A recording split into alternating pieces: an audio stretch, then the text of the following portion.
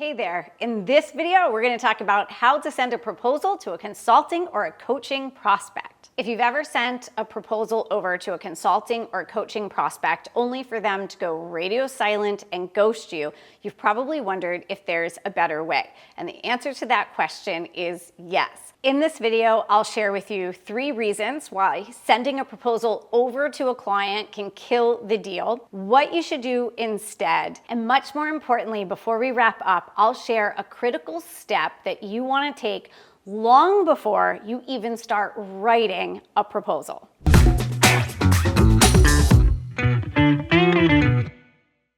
Here are the 3 reasons you never want to send a proposal over to a prospect via email.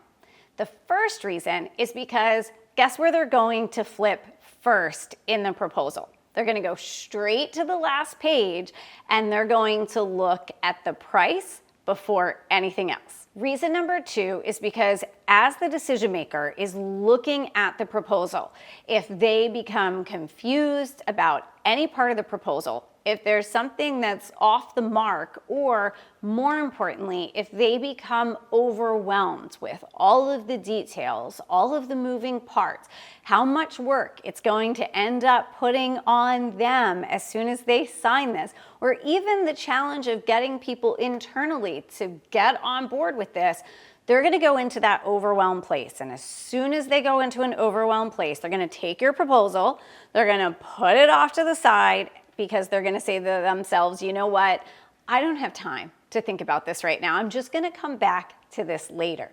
Later becomes tomorrow, it becomes next week, it becomes 3 weeks from now, and by that time, the sizzle is off the steak, the shine is off the tomato, and they have moved on to 5 other urgent things that they have to deal with. And before you know it, they think to themselves, you know, do we really have to do this now? Can't we just put this off until next quarter or the fall or next year? Why do we have to do this now? And reason number 3 is because if in their mind, they get to the point of being a no, they're not going to do this either now or ever, it is very, very difficult to turn that decision maker around in the short term back to a yes. In fact, if you try to do that, you're going to end up feeling very salesy and pushy. And guess what? It's going to feel really salesy and pushy to them as well. Because once someone has gotten to a no, they get really defensively into that no, and they don't want to be talked back out of it. So we don't want them to ever move solidly into the no place. That is a really difficult thing to overcome. And oftentimes what you'll find is it's going to take 3, 6, 9 months before the opportunity ever comes back around to you, if it ever does at all. So for those 3 reasons, we do not want to send that proposal over to them and put the ball in their court, hoping that they're going to respond to you. Now, let's say they do, in fact, ghost you. Then what are you going to do? You're going to be left wondering, how do I send follow-up emails? How often do I send follow-up emails? What do I say in those follow-up emails to not sound needy or desperate for them to get back to me? And at the same time, you really want to make sure that that opportunity comes through for your business. So as soon as you hit send on an email with a proposal over to the client, you're really putting the ball squarely in their court. You have very little opportunity left to control the situation. And for all the other reasons I just shared with you, you're not in a great position. So here's what you should do instead. Instead of ever emailing over a proposal to a client ever again, you want to make sure that you present the proposal to the client. And really, it's not even a presentation. It's walking them through the proposal step by step in a conversation. And this can be done either in person or over Zoom. It doesn't matter. Here's why this works so much better. You can treat this conversation as a natural continuation of the co-creation process that you've hopefully already started with your client earlier on. And so this isn't a formal presentation, it's really a working session to finalize all the details, to dot those I's and to cross those T's. And during this process, you can even make changes to the proposal in real time, showing the client that this is truly being customized to them. which brings me to another benefit. I don't know if you've noticed this or not, you probably have, but almost every decision maker out there thinks that their company, that their organization is completely unique from everybody else in the marketplace. Of course, that's not true because you work with a lot of organizations as a consultant, as a coach, as an expert, you know that they're all largely the same. But for those working inside the organization, they feel that they're unique, that they're special. And so when you are customizing the proposal to them specifically, it shows them that they are getting a solution that is customized and tailored exactly to their needs, which they really appreciate. And here's another reason this is such a powerful technique to use. A lot of times, decision makers have not fully thought through all of the interdependencies, complexities, and details of what it's actually going to take to get started working with a consultant, a coach, a trainer, an outside expert. Things inside of organizations today are complex. The details matter. There are employees who are located at home, in the office, on the other side of the world. Getting all of the details lined up takes a number of conversations. And so when you walk your client through the proposal, all the questions that start to pop up in their mind, things that you didn't pull out during the co-creation process, all bubble to the surface. And it gives you a chance in the moment, in a live conversation, to help them think through those potential roadblocks, those potential obstacles to them getting started working with you. And the faster that you can help them sort through those things, not have to figure it out all on their own, means that they're able to say yes to working with you a lot sooner. So the more that you work out with a client, the better off you're going to be. Now, you may be wondering, that sounds great, Angelique, but I'm not sure that my prospects won't just say, no, you don't have to walk us through it, just email it over to us. And you're absolutely right. And this is what I promised to share with you at the beginning.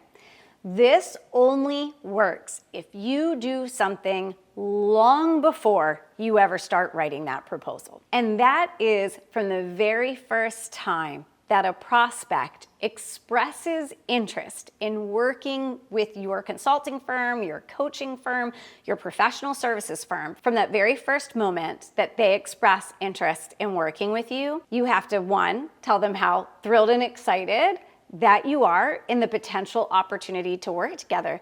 And then you have to let them know that you have a proven process that you follow at this stage of the relationship. And that this process is why your clients have come to get the incredible level of results that your client track record shows that you've built. Because you always make sure that with every client, you not only fully understand their needs, but you help them build the right ladder against the right wall so that they get the right results. And so part of that process is your co-creation conversation where you work out all the details and your finalization conversation around the solution itself. You need to not only inform them that that's going to be your process, but you also want to make sure you say to them, now, given that this is our process, would you like to move forward? Because you are giving them an opportunity to either opt in to following your process, being a great client and being there as a true partnership from the outset, or are they going to try to dictate to you how your firm, an expert firm, you're supposed to be the expert, you're the thought leader, are they going to try to dictate your process to you? And this is a really great litmus test early on if it's going to truly be a partnership between you and that decision maker, or are they going to treat you like a commodity vendor? And so you want to establish that process at the outset. Now, that way, later on in the process, when you go to schedule that finalization conversation where you're going to hold them by the hand, walk through that proposal and finalize the details, if they say to you at that point, nah, just go ahead and email it over to me, you can say, hey, I totally understand where you're coming from, but if you recall at the outset of our conversation, we shared with you that our firm has a proven process, and it's that proven process that has allowed us to achieve those results that we shared with you earlier. And so this is the next step in our process, and it's the only way that our firm can make sure that we're truly delivering to you the exact solution that's going to get you those results. So we need to stick with our process. So how's Tuesday at 3 o'clock sound to you?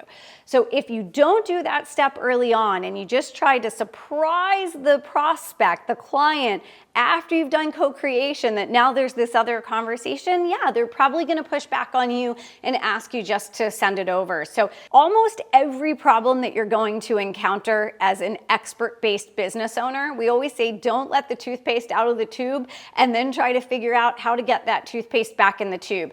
The solution always exists long before the problem actually crops up. And so in this case, laying that groundwork early on is going to put you in the position to do that presentation with them, finalize the details, make sure that no new objections, no new roadblocks have popped up, and you're going to be able to now schedule that kickoff meeting and make sure you're able to finalize the deal and have your great new client to start working with sooner than ever.